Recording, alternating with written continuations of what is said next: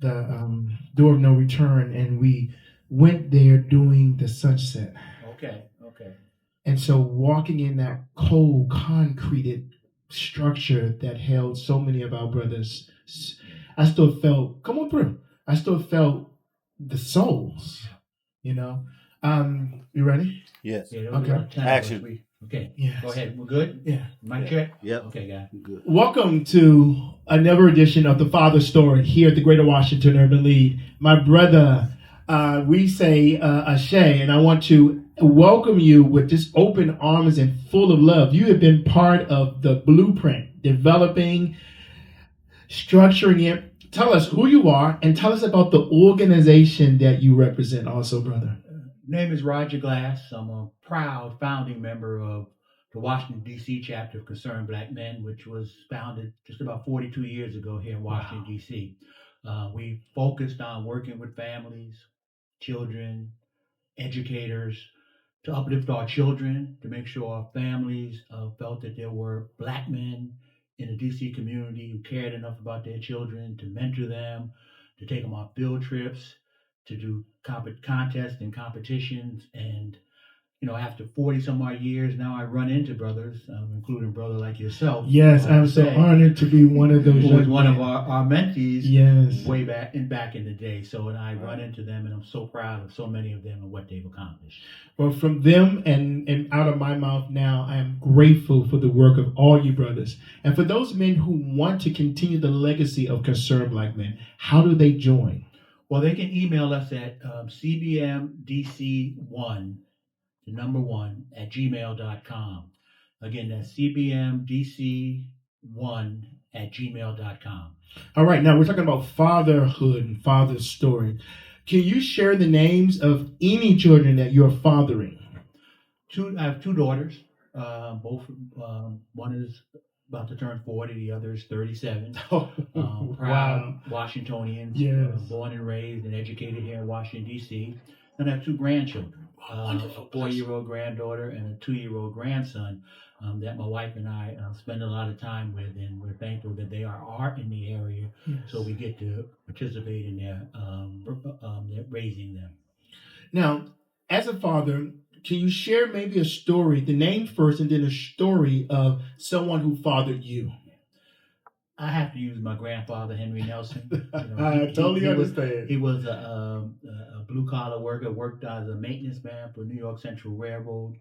Got up early in the morning, sometime at 2 or 3 o'clock in the morning when it was snowing, to make sure the tracks were clean, or the switches on the tracks were clean.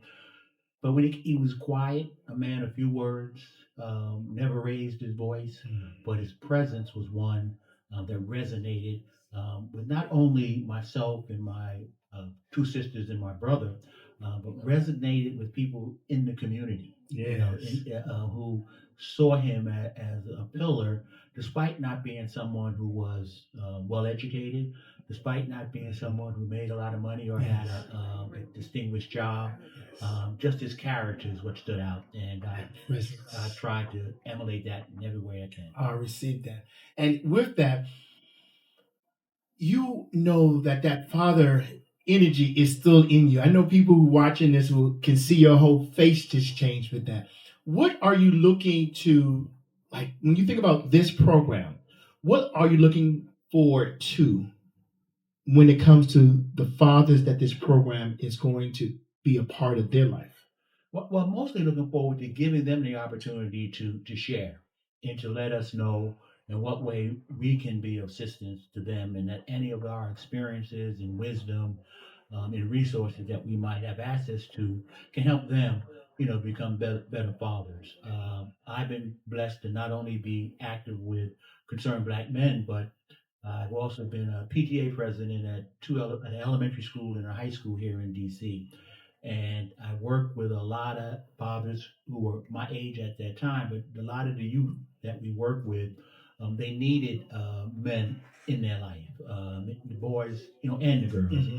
And that continues to be the case. And I'm just so proud of the fathers who have stepped up to participate in this program, including one young man who was one of my mentors when he was in elementary school. Wow. He just happens to have a 9-year-old son now. Yes. And about 2 weeks before we launched, or before I found out about this program, he had reached out to me. Yes. And then when this program came along, he got right on it and has been selected to be part of it. So That's wonderful. So happy for him. Wow, that legacy and you to be a part of it. So the Fatherhood Blueprint, it only lives in all of us doing the work together. For those fathers out there who have not received the guidance and the love that you receive, is there any words of encouragement or direction? Because there's a lot of junk about Black fathers.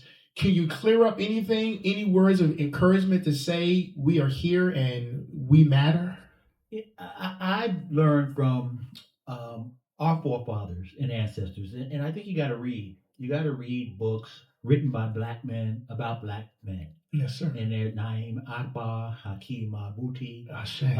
Those are authors Yes. who I began reading 30, 40 years ago, if not Yes. longer, and I continue to read to these days. And that gives us not only an understanding of us as Black men, but understanding, most importantly, of us as a Black family in America.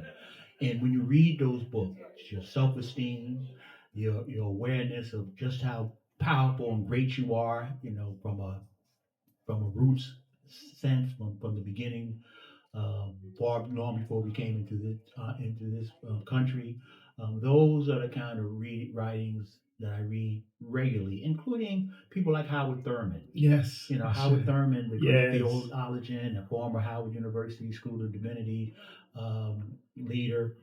You got to read those kind of people to really understand how just what you are here to do and what you are capable of doing. You're part of.